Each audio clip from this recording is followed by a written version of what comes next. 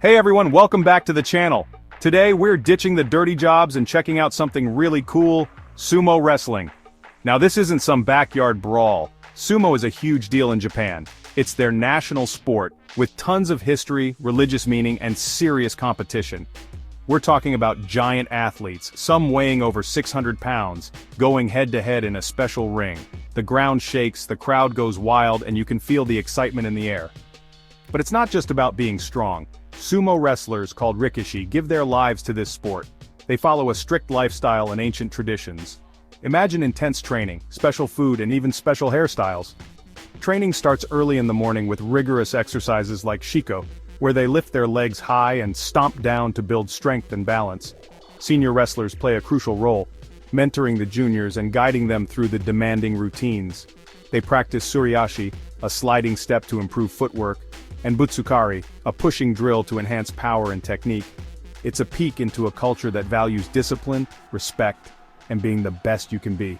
So get ready to step into the dohyo, the sumo ring, as we learn about the history, the rituals, and the legendary wrestlers that make sumo so awesome.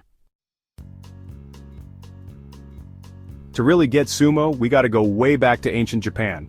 Back then, sumo wasn't just a sport, it was like a gift for the gods. Some stories even say that the islands of Japan were won in a sumo match between gods.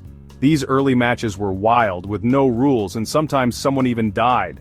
Over time, sumo went from a religious thing to a real sport. By the 1600s, sumo started looking like it does today. They made the dohyo, that famous raised clay ring, and the heya, which are like training camps where wrestlers live and train together like family. These heya are more than just gyms. They're full of tradition, with strict rules about everything: eating, sleeping, how wrestlers treat each other and their elders. It shows you how important respect, discipline, and passing down knowledge is in this sport.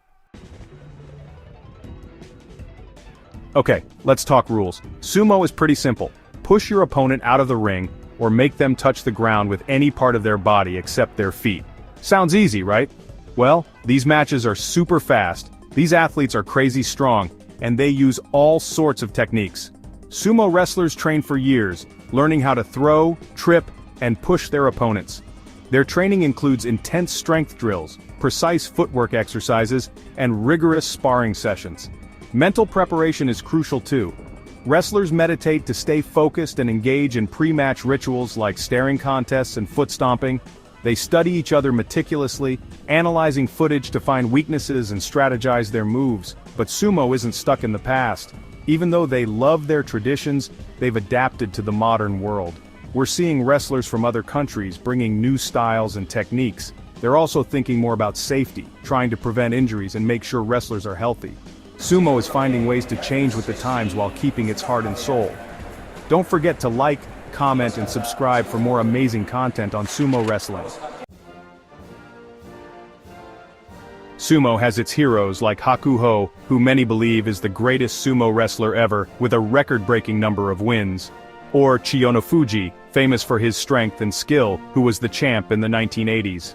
And then there's Konishiki, the first foreign-born wrestler to reach the top levels of sumo, opening the door for others from around the world. These guys weren't just athletes, they were superstars who represented the spirit of sumo and inspired a whole new generation of wrestlers. But it's not just about winning. Sumo is about the rituals, the showmanship, and the deep respect for tradition.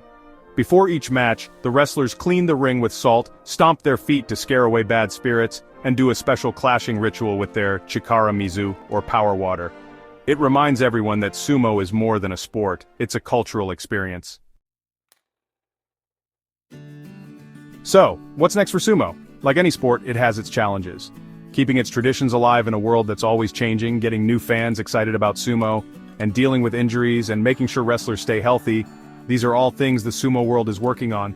But there's a lot to be excited about too. Sumo is becoming popular all over the world, with people tuning in to watch these modern-day warriors battle it out. We're seeing more diversity in sumo, with wrestlers from different countries and backgrounds bringing their own unique styles and ideas.